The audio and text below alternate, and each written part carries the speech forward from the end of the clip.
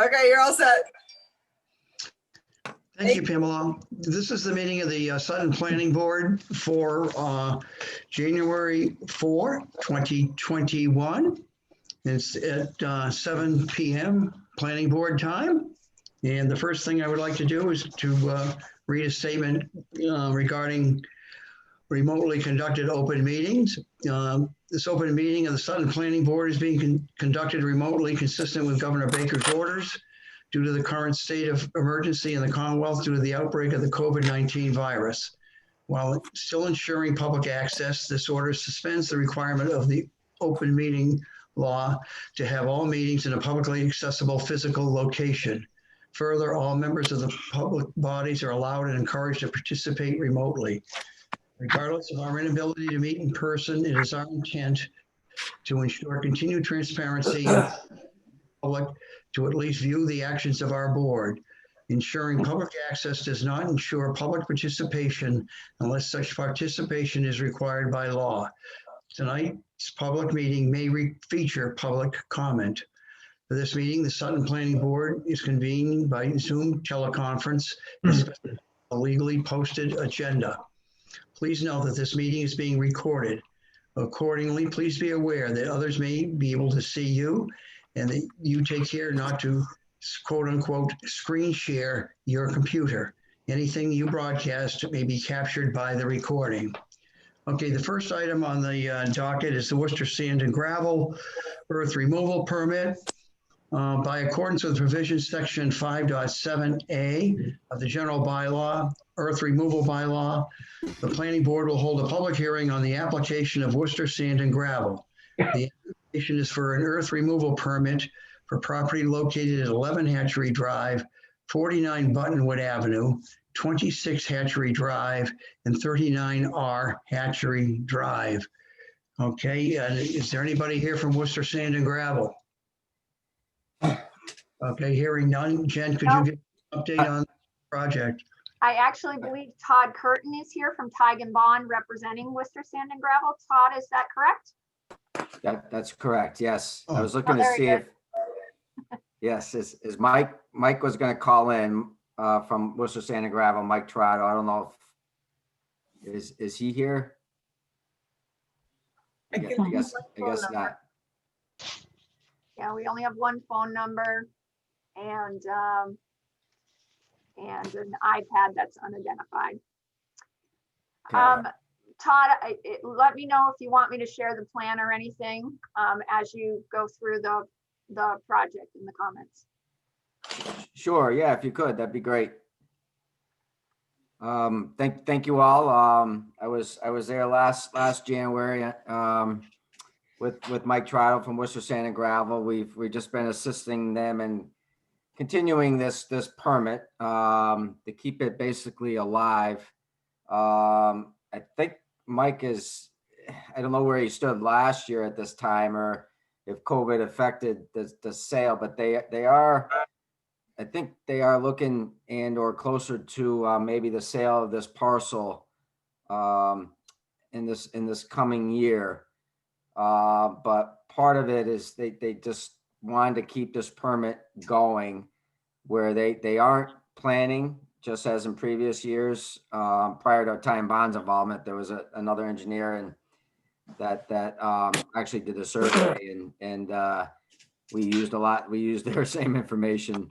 But anyway, they're not looking to actually do any excavation this year at all and to do any other work at the site under this permit. So it really is, and I don't know if I completely understand the difference between the renewal and from last year and then this year being, I guess, sort of a new permit. I know it went out to the abutters, but it really is just the same as last year in the sense that, you know, we show the area where they had proposed excavation in the sort of like the salmon color.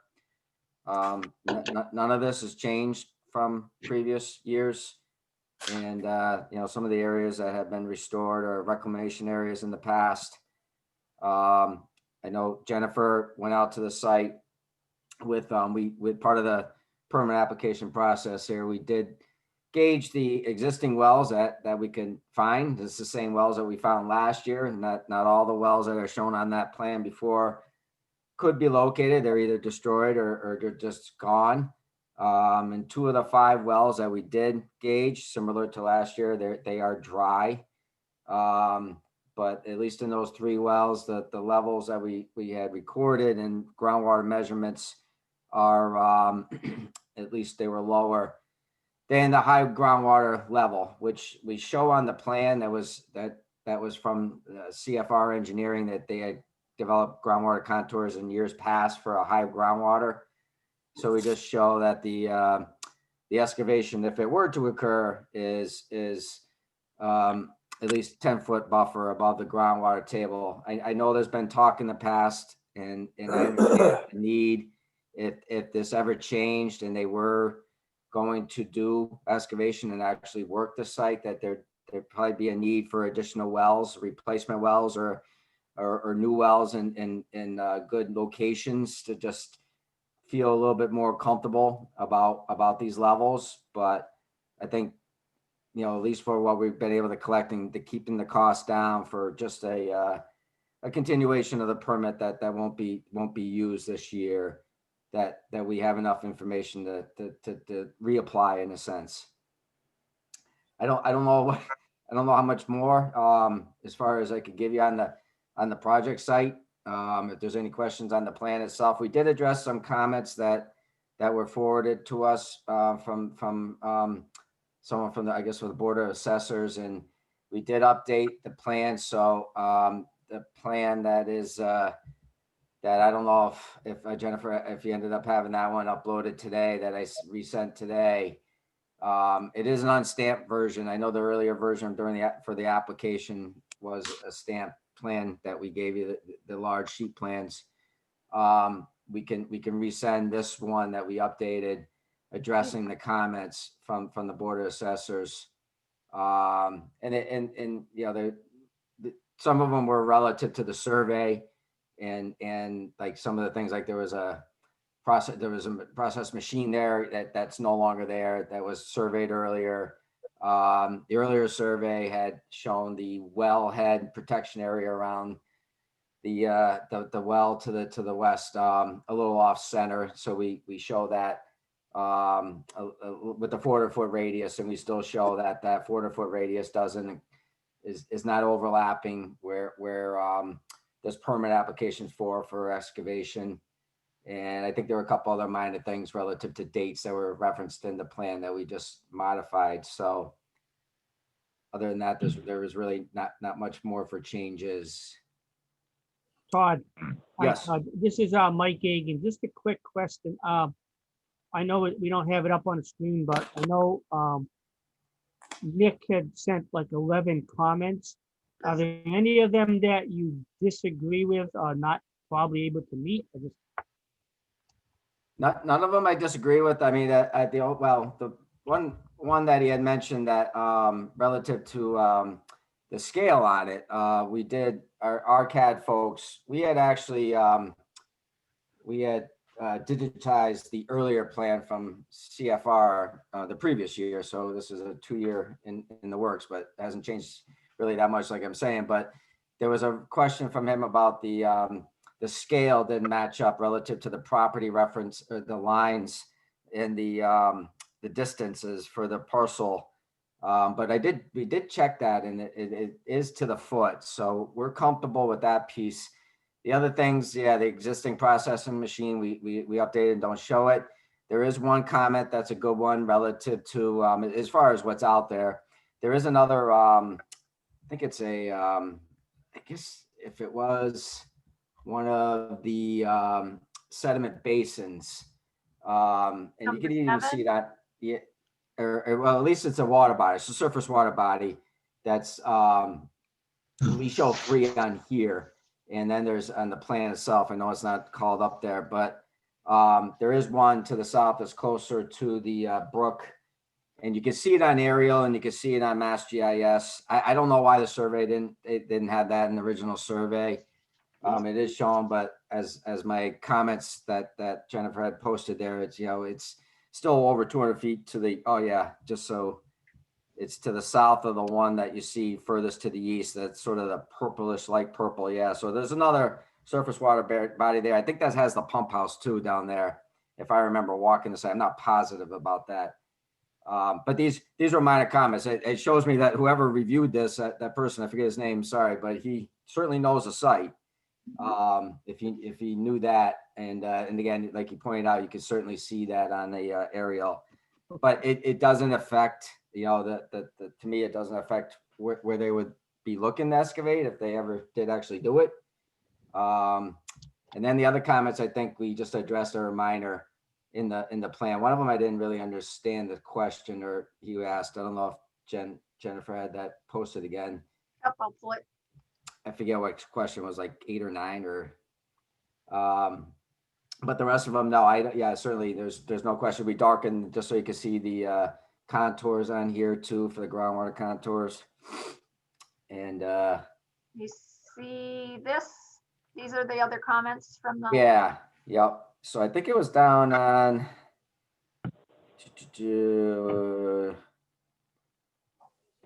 Okay, yeah, number 7. 7. Yeah. So I'm not sure which sediment basin we're talking about there with there's at least 3 that we show on the plan. And again, I think there's a 4th, but I just didn't know the relevance of that, I guess.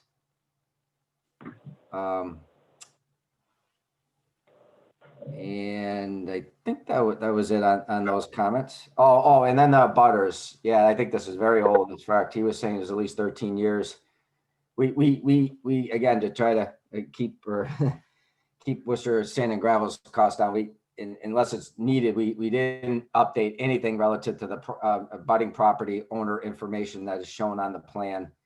So I think the first plan that was done was back in 2000 initial survey. I don't know what was updated over time from previous permit applications, but these are dated, I guess, for some of the abutter owner references.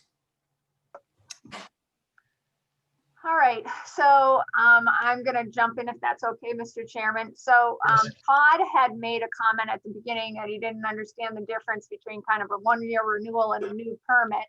And he referenced a potential new owner. So Worcester Sand and Gravel does have this property up for sale. They are working with various parties who are interested in it. The front runner in that race basically has asked that they just keep the permit active. Keeping the permit active can do 2 things. It can keep the use, commercial earth removal, active. This use is still an allowed use in this district. However, it is a special permit. So if you let the permits lapse, you're intentionally abandoning or voluntarily abandoning the use. So you'd have to go back through the special permit process. So the potential new owners would like the permit re-upped so they can maintain the use. The second thing you can do is if you're staying with the same owner, it just is continuity of the permit. You're just making sure that they're continuing with the same operations, the same haul routes, the same excavation areas. In this case, if Worcester Sand and Gravel is updating this, the main thing they're achieving is grandfathering and continuing the use. So you don't have to go back out and get the special permit for the use. That being said, if the property actually changes hands and the new owner wants to utilize the permit, I would say that they're going to need a modification of the actual earth removal permit, the operational permit. They won't need a new special permit for the use because that hasn't changed. But I would say in the least, they need to modify whatever permit is issued by the board tonight or at the next meeting to indicate the new owner and to verify any new excavation areas or that they're the same. So so the main thing they're accomplishing here is I won't say grandfathering it because it's an allowed use. They're just maintaining the use special permit. That's what we're doing. And the bylaw actually requires an annual hearing for these permits. But it says the board may do a 1-year renewal on off years every other year. And that's the process the past earth removal board and the planning board picking up for the old earth removal board has maintained. So instead of making an operation go through a hearing every year, we just do a hearing every other year and a public process on the in-between year. Mainly because there's not a lot of massive changes in the 3 pits that were open. So that's kind of what we're talking about for process. I did show you while Todd was talking, photographs of our fun snowy monitoring well site visit. And the aerial, which pretty accurately shows what the site looks like right now, with most of the leaves off. You can see, I mean, there's only this area has been kept kind of scrubby and open, no growth. Everything else is pretty much already growing scrub growth because there's been little or no activity for so long. We have that area where there used to be a shed and a little bit of granite and construction debris. This equipment is now gone. So that's where we are. So Todd addressed the assessor's comments. There were comments from the planning office, and then there were very recent comments we just got from Preventure Well on behalf of Wilkinsonville Water District, requesting the board consider 6 conditions should they choose to act on this permit. I don't know if anybody from Wilkes is present on the meeting or if they're just letting their submissions speak for them. Is anybody here representing Wilkes Water? Okay, is there anybody in this meeting, in the general public, that has anything they want to say about this? Hi, my name's Elaine Wilson. My husband Peter Wilson's here. We're the abutters of Worcester Sand and Gravel. Our address is 7 Hatchery Road, Sutton, Mass. Jen, you're familiar with me. I am. I'd like to say hello and let you know we are listening. We do have a few concerns, but it sounds like right now it's up in the air with what's going on with the permit. I don't understand the question. Just letting you know, on and that, you know, we do have a couple of concerns. If they are gonna be digging out mother property, you know, what's gonna be Okay. put in place, the truck, Oh, the 98. I'm sharing to the screen an aerial. This house right here is Elaine's house. So this is Hatchery Road into the town's gravel pit property. And Okay, then you come through here, and this is the Worcester Sand and Gravel Pit. So this is Elaine's house. oh, okay. So Good. needless to say, Elaine is very interested in, she's had it quiet for a few years there. So I'm sure she's very Nice dogs. in what, you know, if this is actually going to be active again, what the details will be. Very much so. Jen, if I understand this correctly, and perhaps we could clarify this, Worcester Sand and Gravel has no interest in activating or continuing this operation, but they're holding it open for the next potential purchaser. And if the next purchaser, excuse me, came along, wouldn't they have to come before us to initiate any action? Yeah, I mean, I would recommend that the board, so they want to just maintain the use, the earth removal use. And so by kind of reapplying for the permit, they're in effect maintaining that use. If it changes hands and a new owner wants to come in and actually do commercial earth removal, not do earth removal that's related to, say, a future approved site plan or a subdivision plan, but they want to actually do commercial earth removal with no other approved plan in place, then I would suggest that the board definitely have a condition in this approval that if the operation changes hands, that new owner has to come back through a public hearing process, not to get the use special permit, that will be maintained, but to get a new operational permit, a new actual earth removal permit itself. Okay. Ma'am, do you have any other questions on this? Okay, hearing none of the, how about members of the board? Does anybody have any comments they want to make? Bob, since I see you. I think, well, let's say, we don't want to, as the planning board, we're not into other people's business as such. Mhm. But if Worcester Sand and Gravel has this property for sale, I'm assuming they're selling it as an active gravel operation. And that's what the buyer will plan on buying. If they don't do that, then they just have raw land for sale. And that may be good or bad based on who's buying it. So but I think it's important if they're going to sell, if the property is going to move to someone else, they're going to have all the new addresses for the abutters. And they can do the good job that Worcester Sand and Gravel has done all these years they choose to. That's their business, not our business as a planning board. Just make sure that someone buying this knows that from our seat, it's a piece of property that's being sold to someone we don't know, buying an earth removal operation with all the permits that are current.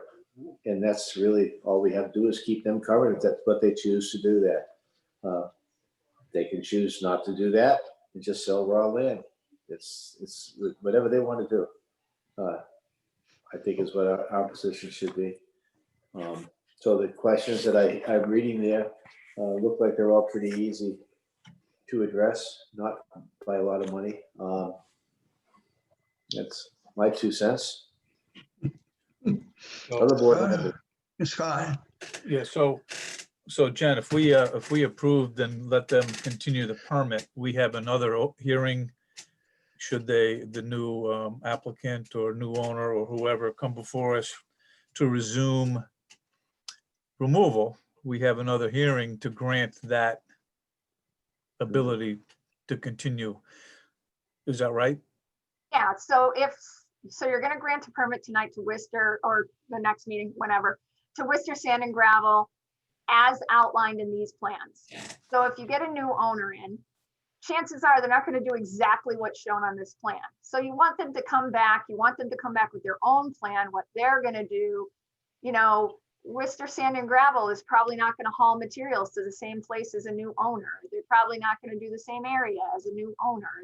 So yes, you want that person to come back. If all they're doing is changing their name and they're gonna operate under this exact existing permit, exactly as Worcester Sand and Gravel did, then you can consider that at that time. But yeah, I would recommend that go ahead, you grant the permit to Worcester Sand and Gravel with all the permits I've recommended, and that you consider, and we can look at that, the conditions that Preventure has recommended as well, because there's some good things to be considered there. And then there also be a condition, if I didn't write that in, that if the new owner takes title to the pit, they have to appear before the board to update operational information and perform mitigation if necessary.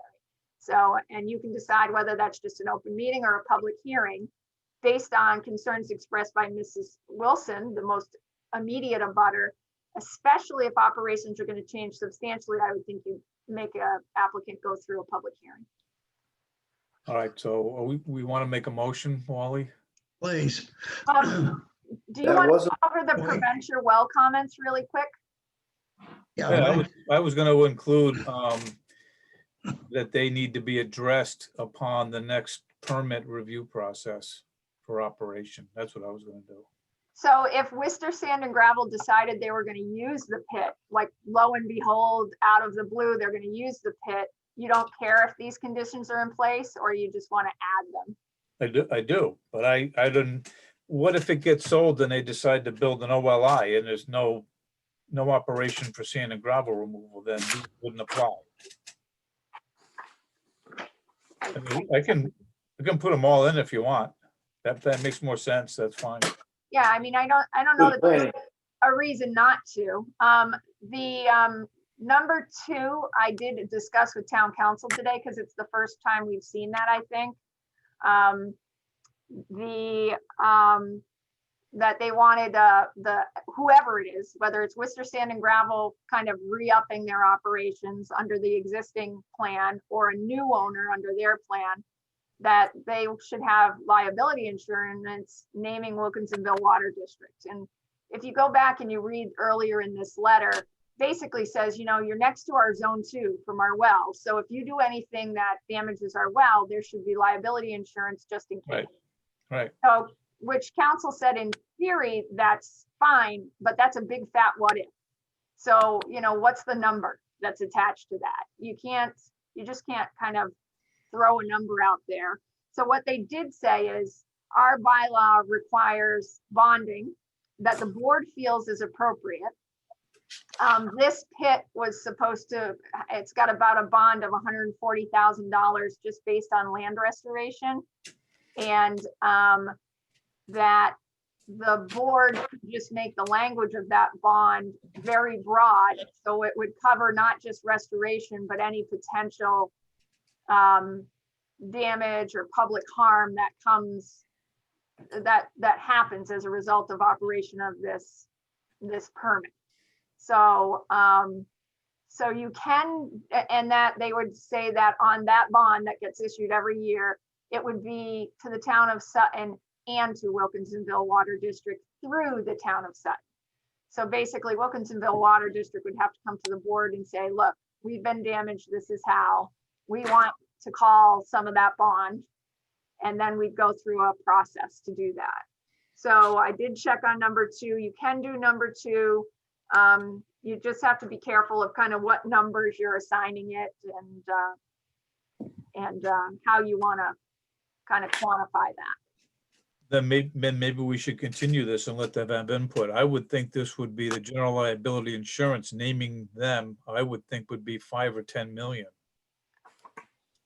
Okay, so like when you talk about general liability insurance, you're not talking the kind of bond we normally place, which is very specific to a restoration amount. You're talking like workman's comp insurance, like a general umbrella policy. Or they damage the water supply such that it's no longer potable and they have to find an alternative source. Okay.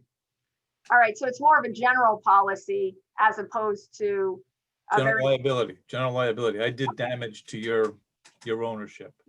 Okay. So yeah, so you could, you could do this kind of as a separate condition. So you'd have general liability as well as the restoration bonding that's normally required. So, all right, you could do that. I mean, I don't know if you're gonna continuing, I'll get you a number. I mean, you guys can just put in $1 million policy, a $2 million policy. I mean, I think $1 million is a standard one, but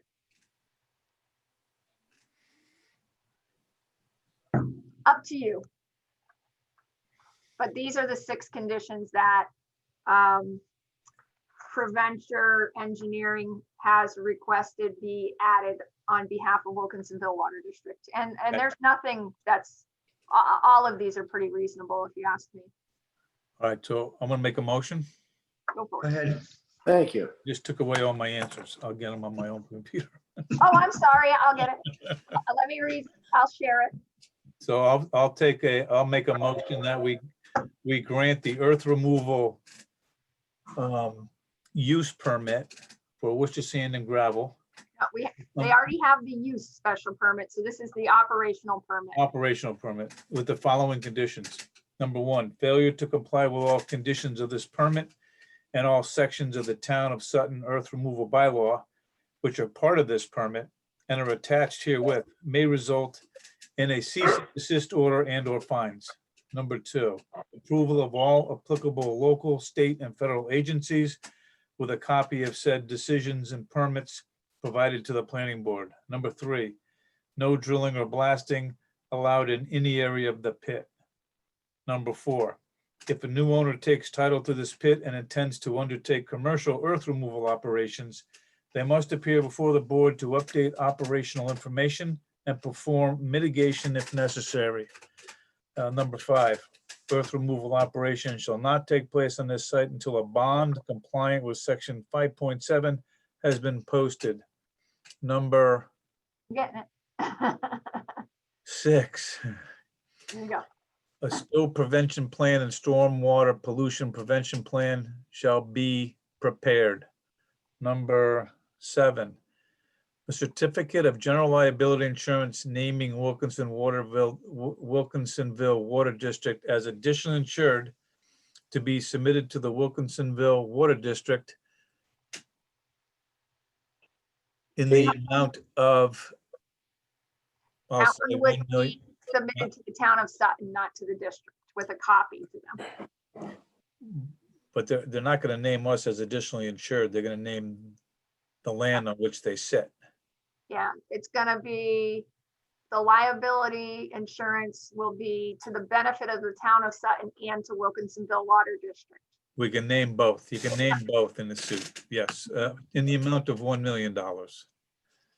Number 3, number 5, 6, 8, a physical barrier of approximately 350 linear feet of construction fencing along the Zone 1 boundary closest to the proposed excavation area shall be installed.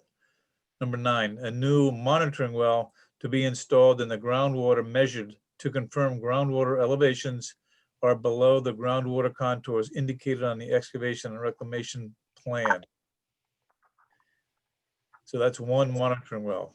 Number 9, the new monitoring well shall be sampled for volatile organic compounds and for polyfluorinated alkaline substances annually for any year any earthwork activities occur.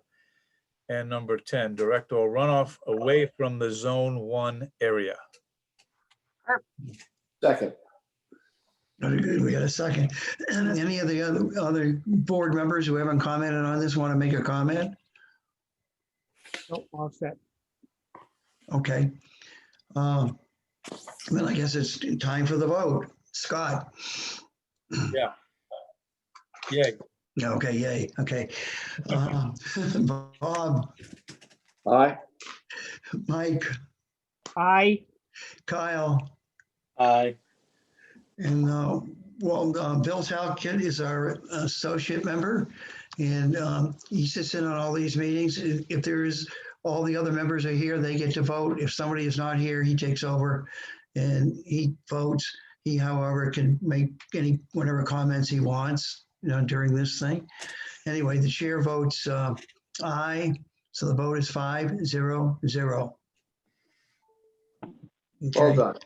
good. Now, do we have to, okay, so that's it. Do we have to have a vote to close the hearing? Motion, we close this hearing on Worcester Sand and Gravel. Do we have a second? Aye. Okay, who's that, Mike? Yeah, sure, yes, yep. Okay, assuming no comments, chair votes aye. Mike, Aye.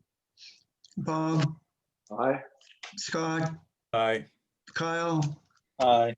the vote is 5-0-0. Thank you. Okay, the next item is a Form A, of which I don't see any here in the documents. So I guess it's to endorse the plans for the 161 Armsby Road, Select Solar. Exactly. Is anybody in this meeting that is representing Select Solar? Let me pull Okay, the plan. Jen, do you want to give us your ideas on this particular project? Yep. All right, so CTEC Solar, as you know, is the solar field adjacent to Atlas Fox. The only outstanding question on this site plan had to do with the fire departments and if they were okay with the location of these transformer pads. This is like a huge grade increase from here to here, and this is usually where you have issues with fire.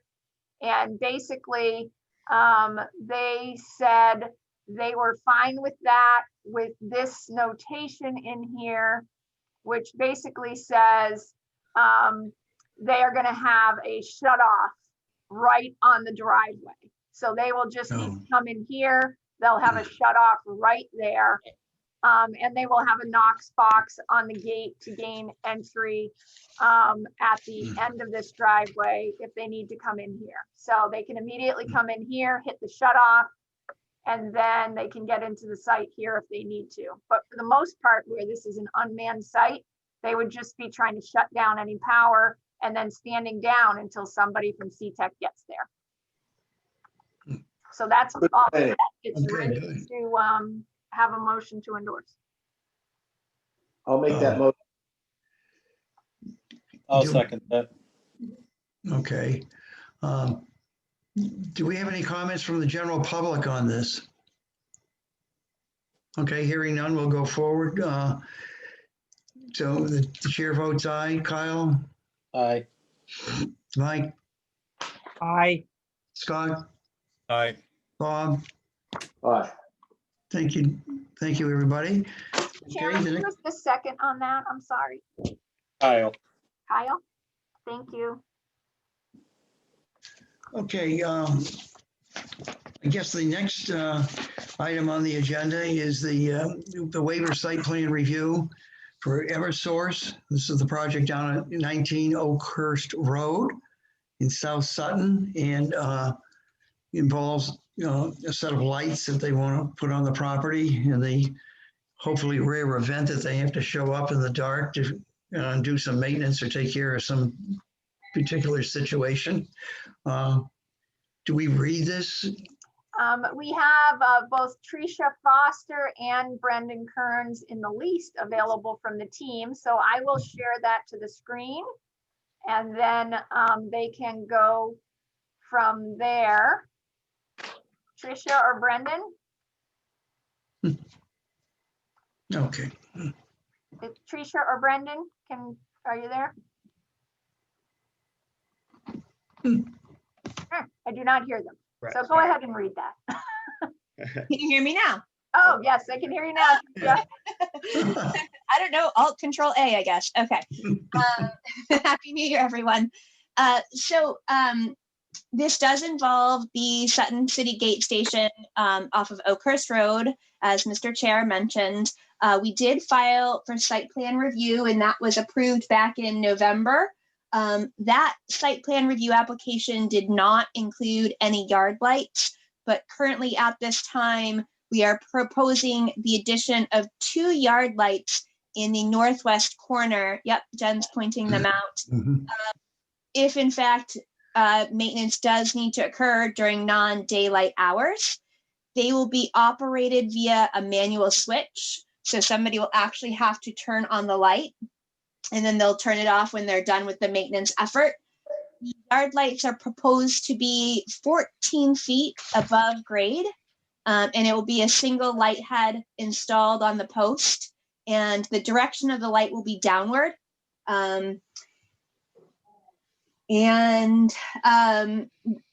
Basically, the light has been designed to prevent any sort of excessive or unreasonable glare onto the adjoining properties. The nearest property line is approximately 75 feet from the yard light, so it's a pretty good distance.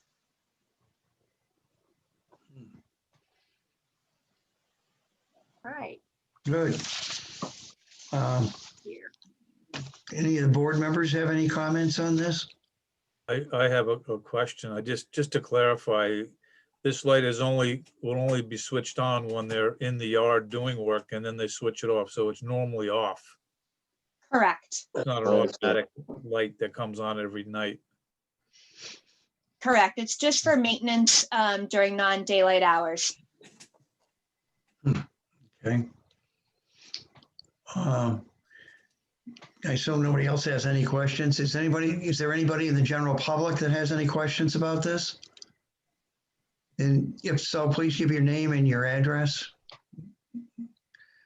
Well, hearing none, I guess we should look for a motion. It would just be to waive site plan Oh, review oh, and allow the addition of those 2 yard lights that are switch operated. I'll only. make that motion. Second, Okay. Any additional comment from the board? Okay, hearing none, we'll have a vote. Mike, Aye. Kyle, Aye. Bob, Aye. Scott, aye. chair votes aye. Vote is 5-0-0. Thank you. Okay, the next item we have is Eversource. No, that was Eversource. Oh, I'm sorry. Yeah. Wedgewood Farm. Wedgewood Farms. How could I forget Wedgewood Farms? Sorry, Randy. Okay. Getting confused here, all my little writings. Okay, so we have the Wedgewood Farm access and plan revisions. And Jen, you have this down here as a discussion. So, All right. Yeah, so we have kind of several different things to discuss, and I'll let Randy decide kind of what order to tackle them in, you know, make it more simple discussion items first, and you just let me know what you want me to call up to the screen. Okay, Randy? Jen, we've lost we your can't mic. hear you. Can't hear you. Nope. She's,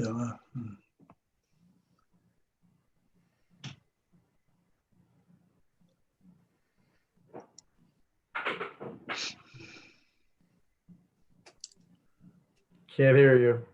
You might have to take over, Randy. Okay. Yeah, go ahead. It looks like your microphone is Jen. muted. Jen does not look happy. No, she's gone.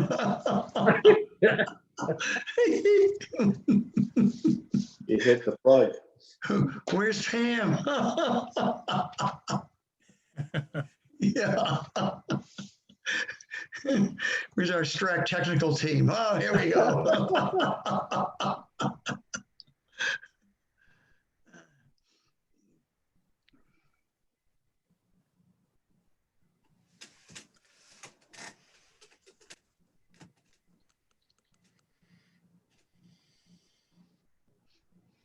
Well, I can give you an introduction if you'd like while we're Yeah, go- waiting. Yeah, go ahead, Randy, please. Okay. First of all, Happy New Year to everybody. Hope you're all healthy and safe. Yeah, Same to you, sir. Been quite a year. During the, let's see, we got our special permit approvals for Wedgewood Farm back in October of 2019. And then after that, we spent quite a bit of time working through easements with the Villas project next door and trying to finish other permits and working with Wilkinson Water District on agreements and so forth. So it's taken quite a bit of time to get to this point, but we have all of those agreements in place. And over the last year or so in working with these different boards and groups, there's a couple of changes that we would like to request approval for. And part of it, I believe in my interpretation that they're fairly minor. And so I met with Jen some time ago to show her these changes and get her opinion. And so we're trying to decide, you know, is this something that the board would want site plan review amendment, or is just something that we could do as basically a construction change by providing red line plans back to the town. And I don't know if you've had a chance to look at the attachments that she put online. She controls those right now, so I can't show those to you. But probably the best one to look at is I think it's the second one. Let's see, it's the very last attachment. She calls it the Wedgewood Overall Site Adjustment Plan. You have that one? And I've circled 3 areas on our site that we are talking about making modifications to. And essentially, if you have that plan, oh, There we go. further down. 1, 2, There we 3. go. The overall, the bottom one. Thank you. No, the bottom one. That one. Okay, there we go. If you can just, yeah, pin, oh, perfect. Okay, so essentially there are 3 areas that we would like to make adjustments to the design plan. As you can see, we labeled these, I said CA1, 2, CB1 and B2, and CC1 and C2. Those are blow-ups of those areas that we can go over next. But I just wanted you to see on the overall picture where these fall.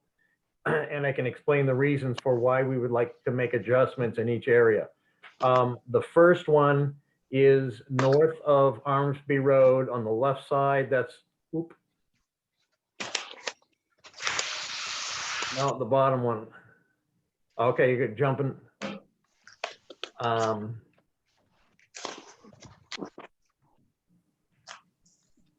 right. Can we just go back to that overall plan for a second? Sure. Can you hear me now, by the way? Yes. Yes, Yay. welcome back. I know some of you were crossing your fingers there for a minute, but So again, the first area is where we come off of Armsby Road adjacent to the cemetery. We come up and we follow the old gravel path into our site. That first area before we hit our cul-de-sac turnaround, that is one area that we want to talk to the board about. What we would like to do in this area is the driveway as it comes in off of Armsby Road is very, very straight all the way back to the cul-de-sac. So that's about 800-foot long roadway section, and it's straight as an arrow. So it's not very attractive. And at the time, that's butting right up to our left lot line that abuts the villas. And on the right-hand side of that roadway, we have wetland. So as we were negotiating with the villas to get our utility easements and finish all our agreements with them, we actually included in there a request that we would have a 40-foot wide easement on the west side of that road on their property that runs from the beginning at Old Armsby Road all the way back to our cul-de-sac. And our idea was at the time that if we get this easement from the villas, it would give us an opportunity to, as that road comes into our site, we could bend it away from the wetland. So we're not touching the wetland right there, even though we're already permitted with the Concom, but we could bend the road a little bit away from the wetland, and we could have it bend a little bit around those first 6 units. So we'd have a little more room up there to possibly change those 3 triplexes into, I'm sorry, there's 2 triplexes. We could change those into 3 doubles, which would be a nicer approach and have a little bend in the road. So it is not just a straight runway. So that's the first one, and we'll go to the blow-ups next. Just above that, at the end of Wedgewood Drive, that we have that big turnaround. And again, this has been very difficult in trying to, actually get the financing to build this, is we have a lot of roadways, you can see there, with homes on one side only. So it's beautiful that we have these pocket parks, but it's an awful lot of roadway. So as we started to look at this and get some costs for the roadway, our thought was the roadway on the right-hand side of that loop really doesn't provide any benefit. If we could figure out a way to change that and eliminate a piece of that roadway and still keep the same number of units, the same number of affordables. And so that's a second area that we wanted to show you the blow-ups next. And then down on the very bottom of the site, this is now on the south side of Armsby, right up against the Tenneco gas easement. Those 7 units that you see right there that I've circled, we had a driveway come out behind those and run along them in the gas easement. And we have permission in the gas easement. We have rights to, work in the driveway, run a driveway or utilities through there, but not put units in there. And so when we sent that to Tenneco while we were in the permitting with your board, Tenneco has since replied and said, we don't like the driveway running parallel to our easement, which we thought would be best. They said, we prefer you cross at a 90, so you cross quicker and you get out of our easement. But in this case, crossing at a 90 doesn't help us, because if our road goes southerly into their easement, we can't have units on it, so it doesn't serve as an access easement for our project anymore. So we've revised that area. So that's really, those 3 areas are the main reason we wanted to try and talk to you tonight and see if these are items that you agree make sense. I think Jen supports these changes based on our meetings that we've had. We sent them to the fire department. They've agreed with all the changes. And so it's really to present to your board and see if this is something that we would need to amend the site plan or could be done more as a field change or a red line plan. So, so if we can go back then to the blow-ups, Jen, the ones that are called it's the second one from the bottom, the adjustment close-ups. Now let's work from C backwards because A, we're going to be talking about that access. Yes, that's an excellent plan.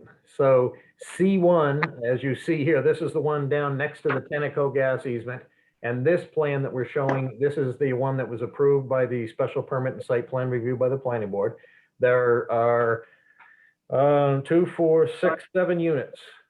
7 units in this area. And again, you can see the driveway where it extends onto the gas easement at the back of the area here. And that's what they didn't like. And they asked, can we figure out a way to still do this section of the site and not cross into their property, or not cross unless it's perpendicular. So if we go to C2, this was our proposal. Again, the gas line is directly at the back of these units. We don't have a driveway at the back of the units anymore in the gas easement. So we maintain our same driveway where it goes today, the same central driveway, and we just bring in a couple of stubs off of that to the same 7 units. So we had 7 units before, we have 7 units again. It covers essentially the same landmass, and you don't have that long dead end behind each of the units. So these units in the back now actually face out onto the gas easement, which I think people will find nicer, is that they now back up to this open space that nobody can build on, and they keep the area open for maintenance. So this was one, again, that we sent to the fire department, and they were fine with the changes. We still keep the main driveway through here, and then really just have single drives to each of the units. Looks like there's a reduced amount of in surface area, reduced pavement. Yes, I think we are. Yes. Yep. Shorter driveway total length, definitely. So that one again is on the south side of Armsby. The other 2 are up on the north side. So if we go to the one at all the way at the end, B1 and 2, this is at the very end of Armsby Road, that loop that I was talking about. You can see that there's quite a bit of roadway circling all of these units, and the pocket park that we have inside of the units is going to be fantastic, but there's an awful lot of pavement out here. And, you know, we were trying to figure out, is there a way to reduce the pavement, not increase the number of units, and maybe increase the green space. And we certainly will, by doing this, increase our buffer to the wetlands and save more green space. And again, eliminate pavement. So that's B1. If you go to B2, our idea was that as you come up, and right there on the right-hand side of the plan, you can see the cul-de-sac. So as you come up to the cul-de-sac, you could go straight up to the end like you always have, or as it's shown on the plans. And all those units right there on that side of the roadway are the same.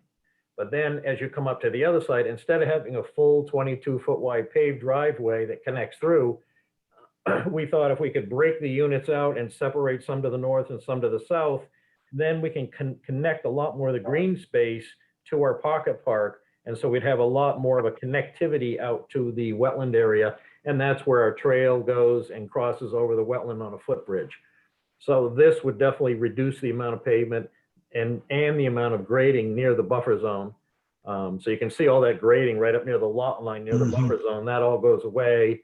And we would just have grading around these upper 2 units, and the rest of these are up on the flat area.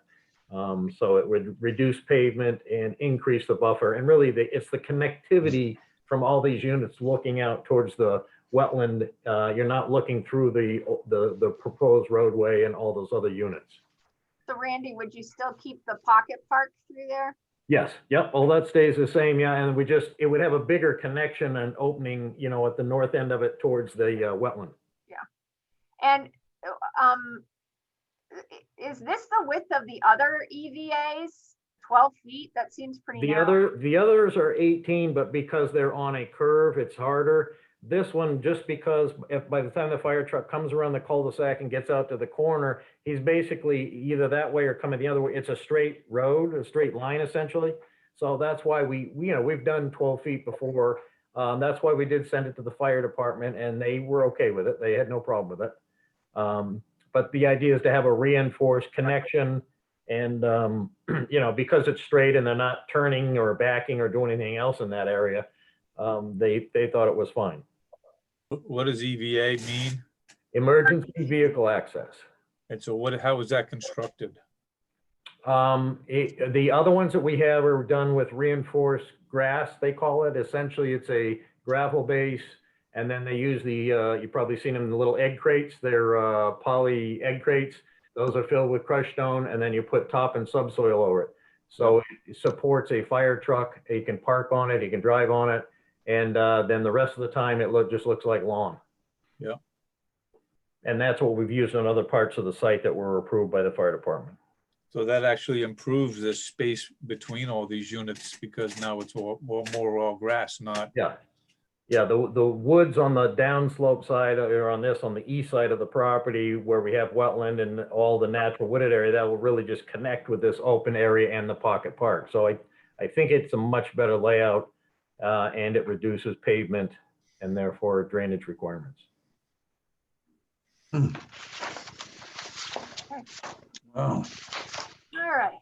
And then the first one, which is where you come off of the down near the cemetery, as we pass off of Armsby Road around the cemetery, this is Wedgewood Drive. So again, our intention was, this first 800 feet of roadway is straight as an arrow, and it's just not going to be attractive. It's going to be hard to keep people from speeding up, and it's just not ideal. And the reason it was designed like this originally is, you can see at the right-hand side of the plan, we drop off right into the wetland there. So we couldn't go any closer to the wetland. And on the west side, we're touching our lot line. So it's very restrictive in this area. So again, when we were negotiating with the villas, I thought it would make sense to see if we could obtain an easement from them. And you can see it's the light square line that's on the rectangular line. So that line is 40 feet wide and 600 feet long. And that is exactly where their gravel access drive is today. And so my thought was, since we are going to remove their gate up to the cul-de-sac and they don't need that driveway anymore, if we could use that area, we could possibly push our road over, give us more room to improve our units, and we could pull our road and our units away from the wetland. So that's Exhibit A2 here. So you can see on the right, as we're coming up Wedgewood from the cemetery, as we come up, we're going to bend away from you can see our lot line. Our units are 20 feet off the lot line right here, but the face of our units. But our entire roadway is within that 40-foot easement at that location. So we're really just trying to put a bend in it so it isn't so unattractive, and hopefully it will slow vehicles down. It pulls the units a little bit further from the wetland, and it allows us to space those two triplexes into 3 duplexes. And again, in all 3 of these, it's the exact same number of units, the same type of units, the 3 different styles we have, and it's the same number of affordables. So none of that changes by any of these, tweaks. We believe they're all just a better design and a better layout. This one is a little more complicated in that Jen has spoken with town council, and their opinion is that there may be a section of code that would require some other permit process with this change. And essentially what he is doing is he's quoting a footnote on your zoning table, on your dimensional table, that I disagree that it applies. Can you not hear us, or Jen, can you not? No, I'm fine. I'm Okay. just gonna get you the bylaw. Okay. It's on page 18, if that helps. But essentially, there's a footnote in your zoning table, and then when you jump down to it, the way it reads is, access to the primary structure on a lot shall be from the required legal frontage unless the planning board makes findings in open meeting that access from another way is necessary due to extreme topographical or environmental constraints and or safety issues, and safe and adequate access exists entirely within said lot from an alternate roadway. So again, when I read that, I disagree wholeheartedly with the fact that this really applies to us, because the very first sentence of section 12 says, access to the primary structure on a lot shall be from the required legal frontage. And our access is off of Old Armsley Road, our legal frontage, and it will stay that way, and we're not changing that. So he is reading into the next two footnotes to say, well, if you do that, you have to make sure your driveway stays in your own lot. But this doesn't, the first section, here it is, you can see number 12, access to the primary structure on a lot shall be from the required legal frontage. And it is. So this does not apply because our access is through our frontage. This goes on to say, if your access, basically it says if your access is not from your legal frontage, then you have to meet number 1 and 2. But I don't believe we should have to meet 1 and 2, since we meet the first part of the sentence. It says access to the primary structure on a lot shall be from the required legal frontage, and it is. So that's my side of it. I'm sure Jen would like to explain the other side.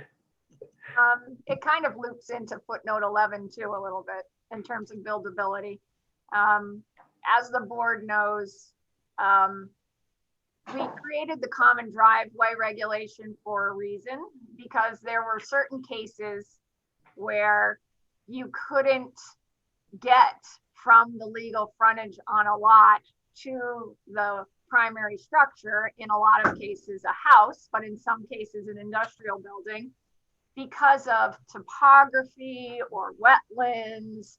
And therefore we allowed the common driveway to say, you know what, if you apply for a special permit and you share a driveway with the lot next to you, basically, you can access outside of your lot. So basically, we enacted that regulation because the interpretation of both the number 11 and number 12 was that you don't have a buildable lot unless you can get to the upland on your lot directly from your lot frontage.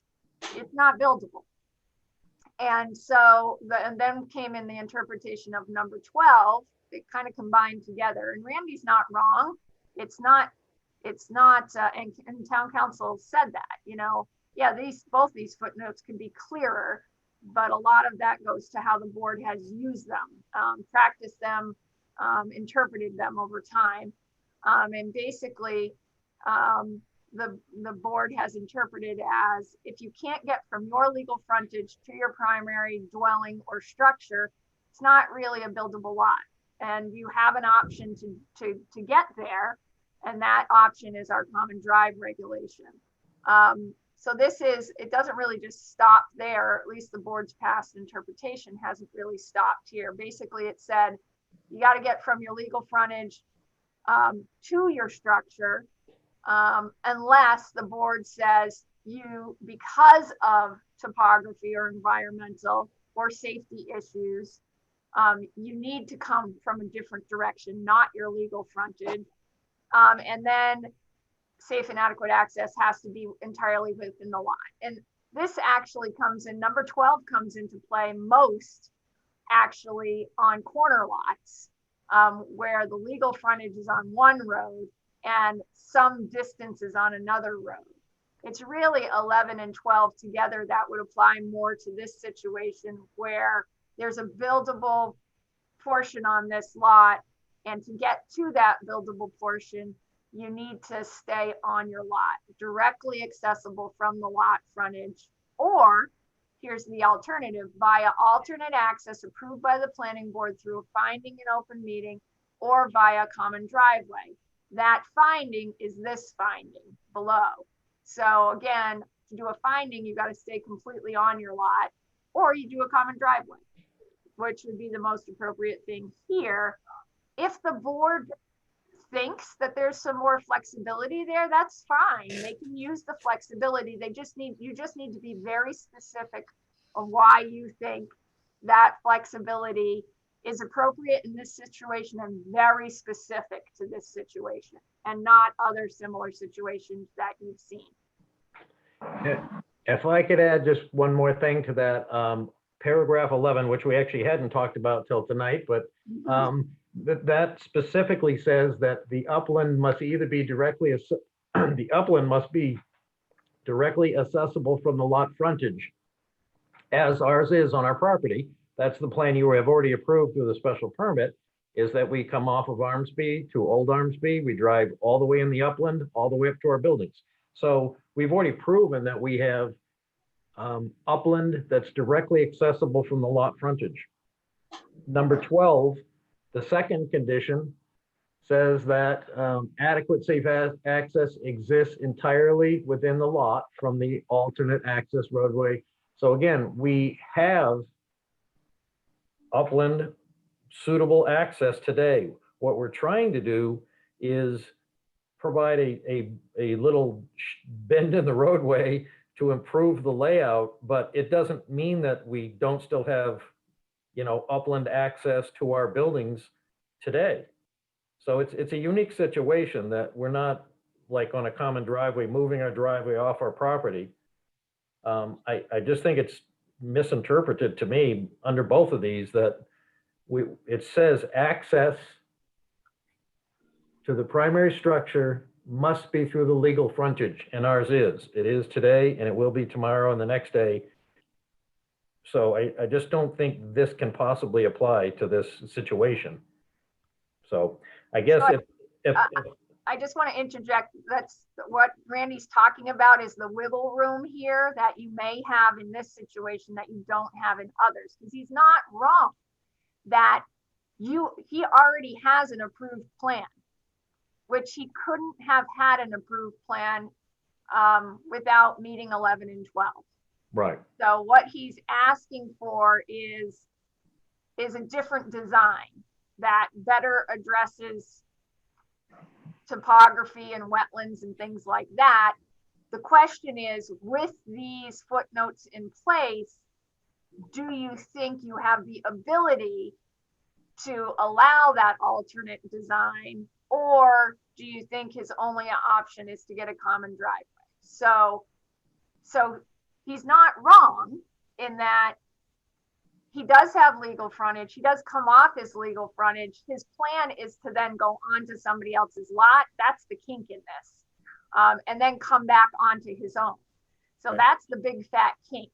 Do you think anything in 11 or 12 prevents him from going off the lot and then coming back on the lot to actually achieve access, primary access to the 20 dwellings that are up there on that end? Or, the cleanest way is obviously to just get a common driveway. But Randy's argument is that he doesn't think he has to because of the strict reading of this, and that through the board's original approval, he has these things, he's met these things. He just wants a revision for design and impact and environmental purposes. The question is, can you give him that alternative? So let me ask you a question, Randy. On the plan, this is a utility, road, construction, and access easement to benefit Compton property, I think, right? That's Yes. what that is. that's correct. And the property is currently, will be and remain owned by Pleasant Valley Villas? Yes, this is just an easement on their property, and we wrote it specifically to allow road construction and utility construction. So it's to benefit our project, and it's a permanent recorded easement on their property. Because originally the plan did not have the road going into this easement, correct? Correct. There was no easement there originally when we designed and permitted the Okay. project. You just obtained that easement. Yes, we negotiated with them because that is where their emergency access drive is, their gravel driveway that you could drive up today. That's in that easement right now. So our idea was that since they're not going to use that in the future, they're going to have to abandon it. And we're going to move the gate back here to the cul-de-sac. Geez, if we could get an easement from them, then we'd have more flexibility to do what we're proposing with our roadway. And again, I think if you read the language of those two sections, I just don't see how you could even begin to argue that we don't meet both of those. But I guess council's being conservative and saying maybe that's how things were interpreted at some point, but the but- language specifically says we need to come to our frontage, and we do. And you do. And if this easement had extended all the way to Ormsby Road and you came in on the easement, that would not be allowed, Correct, yeah, then we're not going to our frontage. right? Or Old Ormsby Road. Yeah, so but I we'll do whatever, the board, what your opinion is or what you decide in the end. I mean, we'd hate to have to go through a process to apply for a special permit for a common driveway. It's not a common driveway like any of our other roads are not a common driveway, but I guess if that's the only way to do it, or we could, we could, straighten the road out, which would be a shame, but, so we certainly could go back to the original plans. So 30 years from now, when Pleasant Valley Villas, they vote to say, take that easement away from them, we don't want that to be there anymore. Is They that can't. something they can do? They cannot do that. Never? Never. No, it's a permanent restriction on their property. It's an easement that's been granted. It's recorded at the Registry of Deeds. So they can never change that without our authorization. You could give it back, but they can't take it back. That's correct. And yeah, I'm Bob Largest. One thing that you talked about just for a brief moment was the fact that the road isn't going to be straight. It's going to, and that puts safety, which is paramount. It becomes safer for people that are driving, and that has some weight as opposed to a straight shot. Just my 2 cents. yeah. Yeah, no, I mean, if you straighten the road out, people are just gonna go faster, there's no question. So we have a slight bend in it, and it's really just aesthetics. And it's how wide at that point? What on this drawing that's, The paved roadway is 24 feet wide there.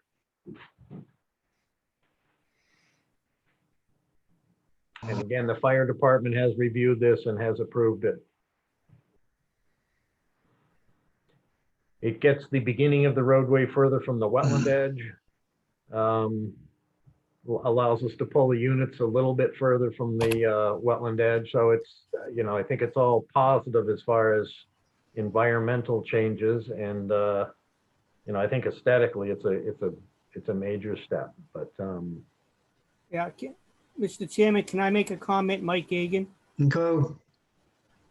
So I just want to, I think I agree with Randy that, this roadway can be built both ways. I mean, the way it's originally put, it could stay, or he's looking to improve it. My only thing I want to put out there is though, when you do look at the bylaws, the last sentence does on section 12 talks about alternate access shall not be granted solely for the convenience and or preference of a petitioner. And I do feel this is for the preference of the petitioner because he's trying to make the road a nicer looking road and nicer travel for the people. So my only question I'm throwing out there, because he does have an easement covering it, is the easement enough or does it need to be the shared common driveway and go through that process? And I'll throw that out to the other members of Randy. yeah, I guess my response would be again on section 12, the very first sentence of that paragraph, section 12, says that access to the primary structures on a lot shall be from the required legal frontage. And then it goes on to outline different conditions that you meet if you don't have your access through your legal frontage. But we do have our access through our legal frontage, so those other conditions should not apply. We meet the requirement. The other way to read this is to say, if access to your primary structure is not through your frontage, you need to do these other two things. Well, we have our access through our legal frontage. This does not say that you cannot go off your property and back onto your property. It doesn't say that in here. It says our access needs to come to our frontage, and it does. So it's a little strange. I know the there's reasons for it. And like Jen said, certainly I could see it on a corner lot coming up. It could come up on a shared driveway, common driveway, something like that. But I think in this case, we've clearly demonstrated through the permits that we have that we can access our lot through our upland and through our frontage. And so what we're trying to do is something that, benefits the site a little bit, but Okay. So to take this to a different conversation, I could have 250 feet by 20 feet on a road. I don't own the land behind me, but I own the land further back, and I could access that property via a right-of-way on the abutting property to access my 27 acres behind. I can go through a right-of-way because I can drive to my upland across this alternate access. That kind of discussion is here. That's what we're talking about. yeah, I think the key would be in that situation, do you drive in through your legal frontage or not? Right. So I have very little land on the road, but I have a bunch of land behind. Right. You have a little stub of frontage, and if that's how you enter, then this would not apply to you because you're entering through your legal frontage. I don't know, have we seen much of this, Jen? This doesn't look familiar to me. Where we're accessing driveways and roadways through right-of-ways on other people's property. Whenever we've had this kind of situation in the past, it's always handled through a common driveway. You'll recall the 3 lots with the common driveway on 8 Lots Road and West Millbury Road.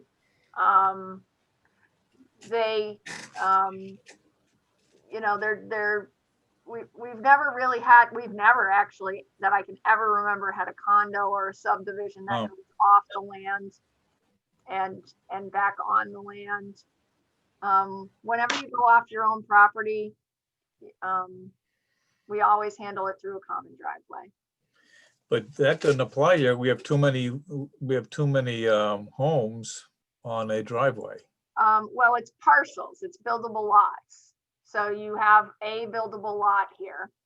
So you can access up to 3 lots basically with a common drive. So it would be the Villas lot and the Wedgewood lot. So you'd have 2 lots accessed off this common drive. And so we could take this number 11, the last sentence, this upland must be either directly accessible from the lot front, which is true, or via an alternate approved by the planning board, which is what we're looking at. It's an alternate through using a right of way to access the land. Using an easement. Easement, I used the wrong word, yeah, not a right of way, easement. So he's coming through the property boundary on Old Ormsby Road. That's not even used, is it? Can you drive on that? Yeah, yep. This is still in place. Okay. I mean, this portion is still physically there. This has got issues, but the layout is still there. So your legal frontage is on Old Ormsby Road. Right? Correct. And you're coming off that road, Yeah, taking that turn and entering onto the easement for some portion of the road and coming back on your property where the buildings are being built. correct. And section 12 says access has to be through your legal frontage. Yep. And we meet that requirement. So the next sections, you don't need to meet those requirements because you meet the first part that says access has to be through your frontage, and it is. So And we have, Jen, we have counsel advising that this cannot be done. Basically, council said a number of things. Basically, council said, how have you interpreted it in the past? And we've never allowed anything to come in on a frontage, swerve off onto anybody else's land and come back on. We've never allowed that. You either you come over your frontage and go to your primary structures, or you're not built. That's how we've always interpreted it. If you don't want to come over your frontage, you need to come some other way, then you get a common driveway. So we've never had a case where you come in and you go off. I mean, think of 2 house lots side by side. You come in on Scott and Bill live side by side. you come in on Scott's, but you can't get to Scott's house because there's a big swamp right there. So you swerve off onto Bill's lot and then come back onto Scott's lot. You know, in that case, Oh, yeah. he's saying it's not a buildable lot. Now, Randy makes a good argument that, and actually, I think the legal frontage on this lot is actually Armsby Road, not Old Armsby Road, but No, it's Old Armsby. okay. Yep. It's just as you show it there in red. Right, but it needs to be 250 feet long to be, Yeah, that section of Old Armsby oh, it's still legal frontage. intact, is still Yeah. intact, yeah. Yep. Okay. Yeah, the layout. So, we've just never, ever had this situation. So there are two, when town council read 11 and 12, mainly 12, he said, look, the board has in the past interpreted it in its strictest interpretation. And that's fine, you know, and the board has some leeway to interpret it differently. But if they're going to interpret it differently, you want to be very careful about why you're interpreting it differently, and just, you know, consider, you know, what's going on, basically. So what's involved in looking at this and granting access via shared driveway? What's involved in that The special permit. It's a public hearing. public hearing? Yeah, and you would be accessing, so this would be, you know, they'd be sharing, basically, this would be the common drive, this section. The whole thing would be part of a driveway, but the common portion would basically, no, all of it would be, because they come in right here with their emergency access. So they'd basically be sharing from here all the way down. That would be the common drive, well, down to the roadway right away. How often is that access used? This right now, not very, but I mean, it will now have how many houses on it? Once this- 22. 22 houses. No, the emergency Oh, part. the emergency access, rarely. Never, yeah. Yeah, I mean, But 30 years from now, the residents of this condo project may complain and say, I don't want that truck driving on our rotary. They just cracked it. We got to take that easement away. Is there, I'm trying to, we have to appreciate the ripple effect this might Right. have. Right. And that's scary. Is there any way of where a land swap somewhere on the boundary could take place to make? No, just because they've got, 38 owners in this last phase up there, so you'd have to mess around with That was those. just, boy, it isn't a Yeah. whole lot of stuff, but Yeah. where, No, if it's, I think it comes down to if you think this makes sense and are willing to consider some sort of vote that conditions it, that has a lot of tight control, so nobody else can really use this. That would be something. Otherwise, it probably just makes sense to leave it. I mean, we've demonstrated access and we have an approved plan, and we just thought this was better, but it's not a deal killer. If you're uncomfortable with it, we can Right. always go back to the plan. I don't have any real big problem with that at all.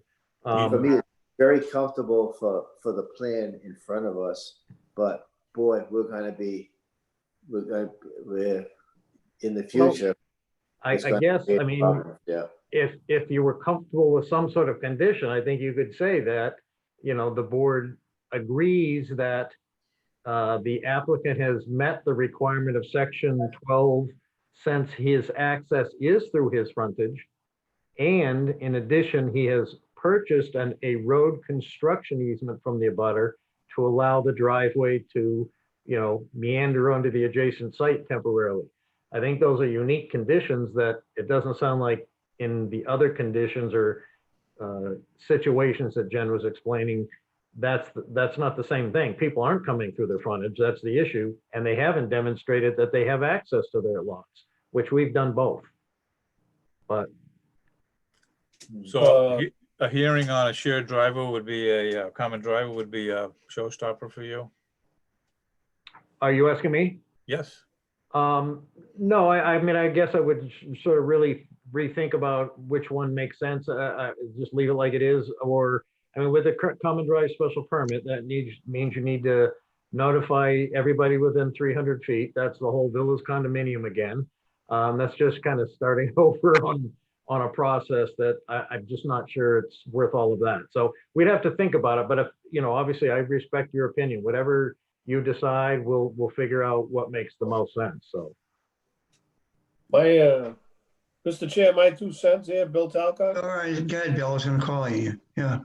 I agree with what Scott was hinting at and Bob, that it could be a dangerous precedent to allow it. I think the way to get around it is the common driveway, and a note to our esteemed planner that maybe putting your notes about potential bylaw changes is on number 12, it should be complete access or unfettered access to your structure Yeah.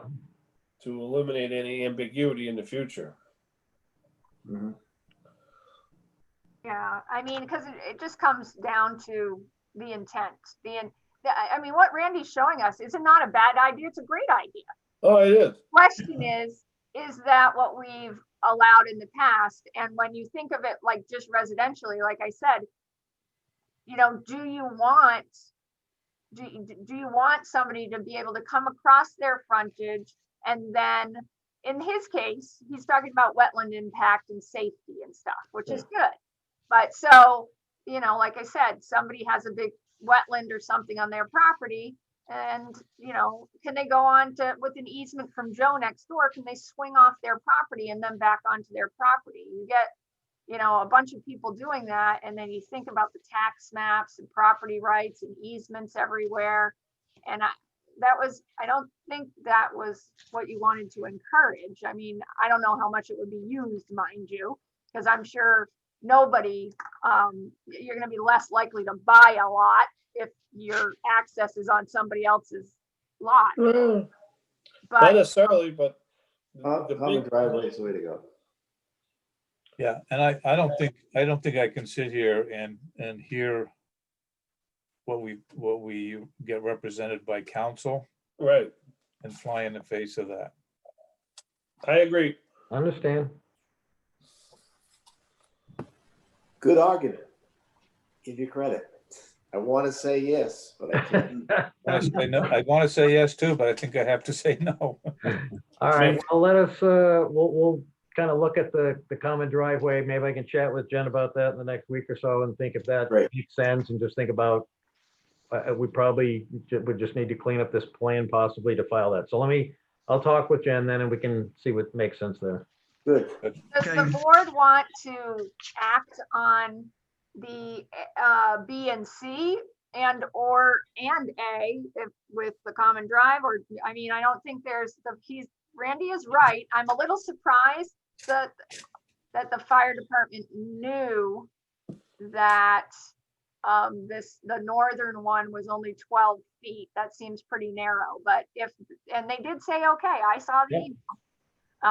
I just want to make sure they know that that's 12 feet up above, because that's pretty narrow. Yeah, it's Chris labeled on there, but I guess, yeah, whatever.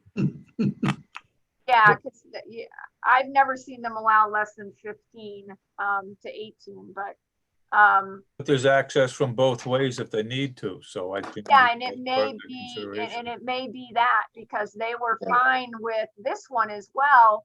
When you'll recall during approval, it was the fire department that forced this. And then they looked at Yeah. this, to get right behind these, but there's not as good access as there is here. Now you have much better front access. So I guess they're comfortable not having the wrap behind the back. Yeah, the other one was a long dead end behind the homes. You don't have a dead end now, really. So, yeah, I think it's definitely better for them. Yeah. Yeah. So I haven't heard these three proposals, B and C, I can support. A, we have the note 11 about. So to approve B and C, you just want to, you'd be okay with that as field changes, or you just want to do a modification of the special permit and or site plan? That was the other thing we needed to know, is just how, if you're okay with just approving that now and having him show those things as a field change. I think they're a little more major than a field change, obviously, but Jen, I was going to say that in both cases, certainly this one, but I believe also the one over the gas easement, when we had, if the board, sounds like the planning board, if they're okay with these, we're going to need to change the site plan and then actually file them with the Concom anyway to amend the order of conditions. Because they're, some of this work is definitely, on both sides is within the 100-foot buffer zone. So if we could make it something that we, would, file for a change with the Concom and then supply any revised site plans to the planning board, is that suitable or? That seems suitable to me. Yeah, I would agree. Do you want a motion, Wally? Yes, please. I'll make a motion that we, this is Wedgewood, how we call this? Yep, Wedgewood Farm. Wedgewood Farm. That we've come to agreement to allow the modifications as demonstrated in concept B and C. Yep. And that these road layouts and unit layouts would be reflected in future modified design drawings. In that concept A, we are considering that a hearing on a shared driveway to allow that is required. Second. No, who was that? Bob seconded? Yep. Okay. Is there any comment? Is there anybody out there from the general public that has any comments on this? Hearing none, does anybody on the board have any more comments on this? Okay, if not, then we'll take a vote. The chair votes aye. Bob, Aye. Scott, Aye. Kyle, Aye. Mike. Aye. Thank you. Do we need a motion to close all this hearing? no, you do not. Okay. Thank you, Randy, and we'll- Thank you very much. Appreciate your time. All right, thank you. Thank you for your time and your thoughts. Okay. Stay healthy. Thank you. All right, You as bye-bye. well. Thank you. Thank you. Okay, the next item here is the Singletary Arms letter. For the All town of So Millbury. I was invited to a meeting by the Millbury planner. It was the Millbury planner, the developer of Singletary Arms, the developer's traffic consultant, and the peer review traffic consultant for the town of Millbury. So it was very nice to get that invitation and be able to have a discussion with them. Both the peer review consultant and in particular the developer's traffic consultant were very polite and were very much listening. They did provide some responses to some issues I had with some counts that were acceptable. I don't necessarily agree with them, but I'm not the traffic engineer, and they weren't so outlandish that they were ridiculous. So the problems I had with counts, I would say addressed to my satisfaction. The thing that was most egregious, however, is during that meeting, apparently the Millbury Planning Board had been leaning on the developer's traffic consultant through because their peer review traffic engineer is, I'm trying to remember their name. Millbury has their own peer review traffic engineer, and they said they thought they were showing more traffic coming towards Sutton so that the developer wouldn't have to make improvements on West Main Street, put in a light or trip any traffic warrants. However, they were only showing 20% of traffic coming towards Sutton, 40 in the evening peak hour, 20% in the morning hour. So they reduced those percentages down to only 10% of the traffic from this 300 roughly unit complex coming towards Sutton. And I mean, current traffic flows already show more than that coming towards Sutton. And they kept talking about the traffic coming out of Stratford Village, which is an over 55 development, and comparing the traffic coming out of that to the traffic that's going to come out of this. So I took issue with that because they're not even sort of the same use type. The new development is studios, 1s and 2 bedrooms. It is not a retirement community. It is not age restricted. The reality is you're going to get an awful lot of young and working people living in that complex. It is not going to function at all like an over 55 retirement village with single family condominiums and single family homes. So I did express that to them, and the developer got a little bit irritated with me and basically said he had a solution. And I honestly don't know him well enough to know if he was being facetious or serious, but he said he was going to direct his engineers just to put a sign at each of his 2 entrances on Burbank Road that says to Route 146, with a left turn arrow, and then no traffic would turn right out of his project and go towards Sutton. For the first week. Well, and he said it extremely seriously, and I don't know him if he was being facetious. So I did say, well, because everybody listens to signs, right? No. So I did tell them, as I did in this draft letter, that really we're not saying we don't have an issue at Burbank and Sibley. The fact is, any additional traffic funneled in that direction is just going to make that situation worse. So whether you like it or not, your project will make a bad situation worse. And we just need to understand how much worse, which is why we asked for some traffic counts closer to the town line, or, ideally right north and south of that intersection, but at least at the town line or the intersection of Sibley and Wheelock. So we know what's really happening there now. And if what he's proposing is a 5% increase, a 500% increase, a 5,000% increase. So we understand that. And he just pushed back. No, we can't do that. We don't need to do that. You're not Millbury. We don't have to deal with you, blah, blah, blah. And that is true to some degree. He can totally ignore us. And we would have a hard time, we could certainly appeal a decision or whatever. But again, it's about acknowledging there's impact here and working together, the towns of Millbury and the towns of Sutton. And again, Millbury directed their planning director to reach out to us. I was very happy about that. Their peer review consultant was fine on the call. The developer's traffic consultant was very accommodating. It was just the developer himself that was combative, and saw no need to pay any attention to Sutton. So I did draft that letter that just reinforces that they just told me they were reducing those percentages, that's not appropriate and why.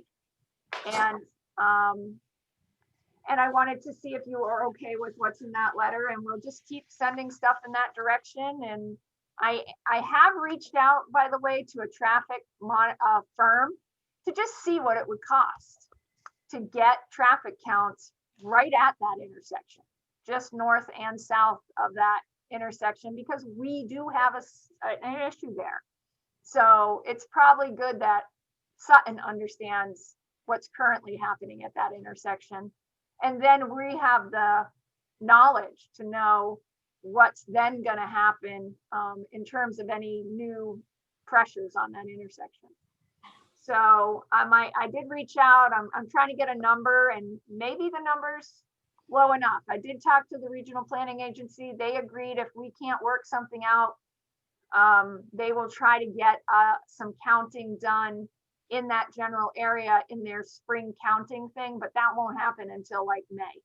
So if time's of the essence and the developer won't help us with counts, I still think we need to understand those counts. So I am trying to get a cost for that. What legal recourse do we have at all? Well, if we were on the certified abutters list, the town of Sutton was on the certified abutters list, we have all kinds of recourse. As an abutting town, we have some minor recourse in terms of protection of public safety. Yeah. Of course, the issues we're talking about are on a public roadway. And frankly, it's our job to make sure our public roadways function correctly. So we could mount an appeal. Nothing can stop us from doing that, and we have public safety. But again, we need to understand our own counts to have any kind of good appeal, a solid appeal.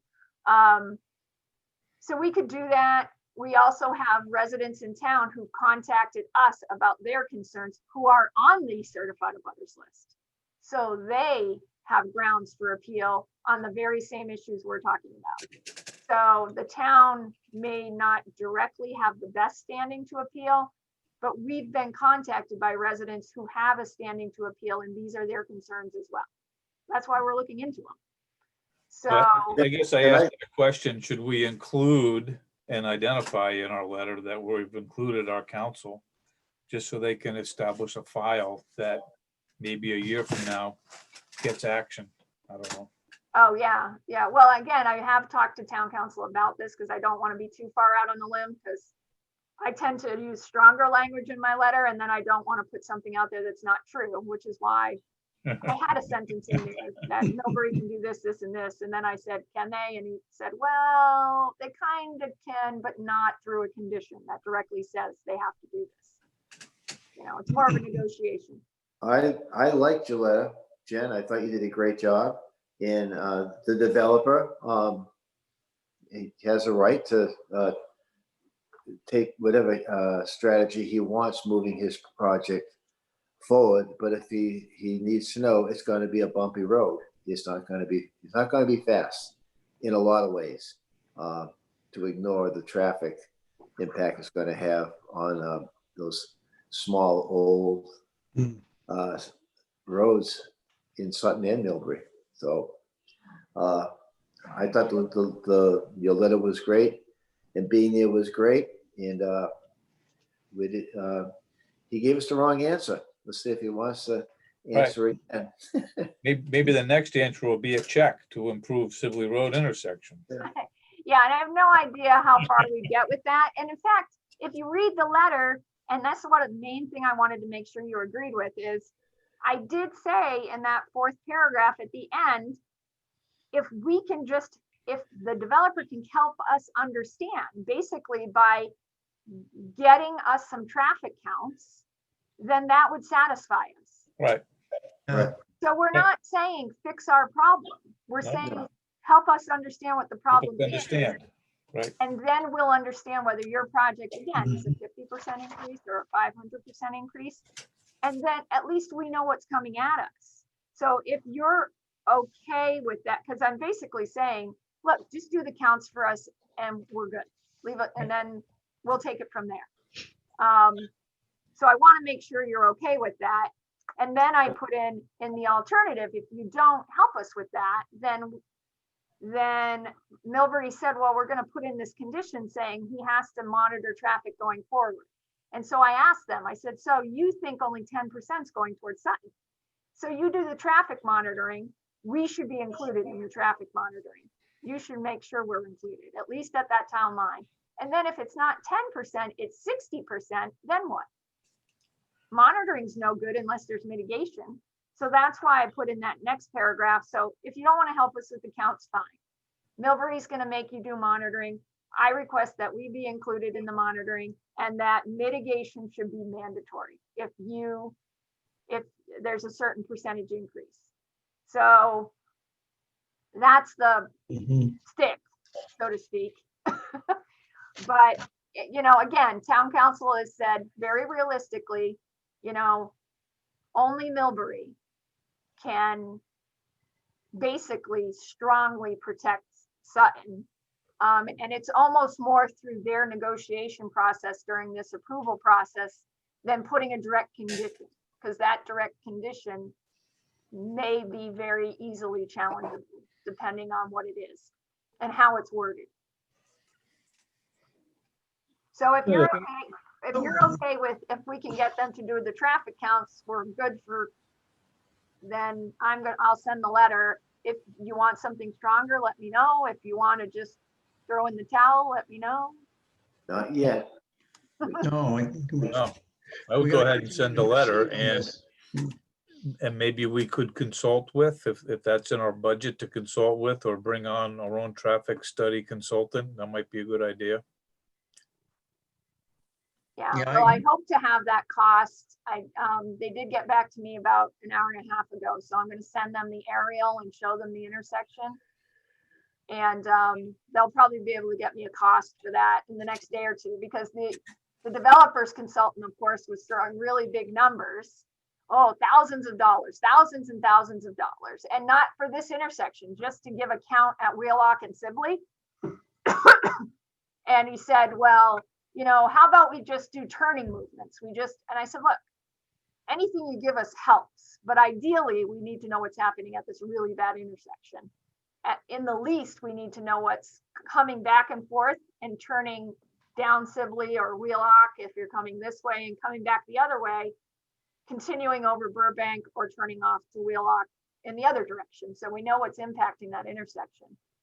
And he said, oh, well, you know, maybe we could just do a turning movement. That would only be like $500. So we went from thousands and thousands of dollars to 15 minutes later, it was $500. And the developer was still thumbing his nose and saying, no, I don't want to do it. So I know they were going to go have a conversation. It's just a very stubborn guy. Not that we haven't had the same kind of developers, but it's just not. I think, Jen, though, it's important with your letters and meeting with them that Millbury is at least showing a concern of how Sutton is being impacted. And that, you know, through those, they could put the leverage on the developer, as you said, the way to go, you know.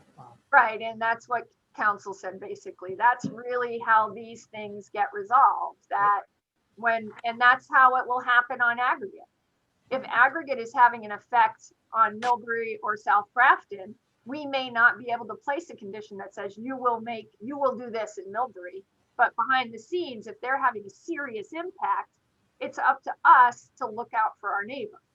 So I was really happy that Millbury on camera said Sutton should be reached out to, and that in fact they did. They did reach out. They did, you know, so I was really happy about that. And it became clear in the meeting that it wasn't so much Millbury staff at all. Millbury staff was not resistant at all. And that I didn't get the sense that the board was resistant. It was the developer was clearly digging their heels in and just didn't care at all about Sutton. Well, I think we ought to keep going in the direction that we're going. I don't think we should ease up. And obviously, it would be great if we could figure out some budgetary number or some number so we can do our own, and, you know, both maybe at Wheelock and Sibley, and seem to be the two choke points. I don't, you know, I think the letter is good, should go out, but I don't know, does the rest of the board agree with that? Yeah. Something that the planning board, the regional people can, I mean, they must have stuff like this happening in other places where that's really what the, what's that meeting you go to? They agreed to Central put Mass Regional Planning Commission. Yeah, they agreed to do counts in this area, but they don't do those until like May. So they said, look, if you still need the count and you don't have anything by then, we will absolutely do some counts in this area. I don't know if we can do a detailed thing of that intersection, but we can at least do Burbank counts and Sibley counts. But we don't have time on our side, which is why I reached out to these traffic consulting firms. They did give me the name actually of the firms to call. it'd be good to start that process now, just so they know that we're gonna do that. Mhm. I mean, time isn't on us. At the same time, it is. If it becomes a problem for this project moving forward, you know, that's another, it's a shot against the bow that, you know, something's gonna have to give here. And we wanna do the same thing against aggregate.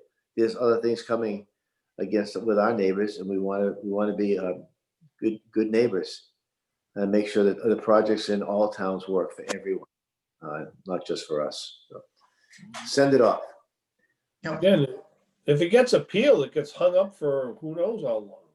Right, and I was getting frustrated. I had to have to say in the meeting, I was getting a little frustrated. So I did say, I wasn't threatening and horrible, I swear.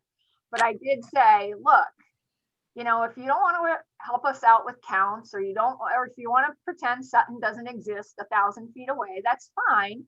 But if the board feels there's an increased safety issue, they have the duty, and I have the duty with my board to do everything we can to protect our residents. And if we have to appeal your decision, we have to appeal your decision. And the developer got extremely upset and said, I haven't talked about using my counsel. I said, I don't think I've said anything about using counsel. It's just the reality. We have very few options, and it's very hard. We wouldn't be doing our job if we don't respond to potential safety issues. So he did get very upset at that, but. Good job, Jen. Good job. Yeah, that is good. Well done. Okay, any more comments on this topic? Hearing none, we'll move to the admin items, and first items on the dockets are everyone has read and reviewed the minutes for the meeting from the 14th of December 2020. So do I hear a motion to I'll make that motion. They were perfect. okay, do I have a second? I'll second it, Mike Gagan. Okay, thank you. Any comments? Hearing none, chair votes aye. Mike, Aye. Kyle, I abstain. oh, you were, that's right too. Bill, Aye. okay, thank you, Bill. Scott, Aye. I've left somebody out. Bob, did I leave you out? Yeah, gotcha. Okay, so the count was 501. All right, we've got two filings here. We've got PB Crossing, this modification of the Route 146 overlay permit. Jen, The stuff that you thought was going to the zoning board to decide, town council says the zoning board can't decide. So it's flat back in your lap. So you will be deciding whether it's appropriate to allow more than 2 signs for the car wash, whether it's appropriate to allow a freestanding sign, not on the pylon. So put on your thinking caps and decide what you think about that, because you'll be it's square in your lap now. It doesn't go to the zoning board. It has to stay with you. It can only be dealt with through a waiver.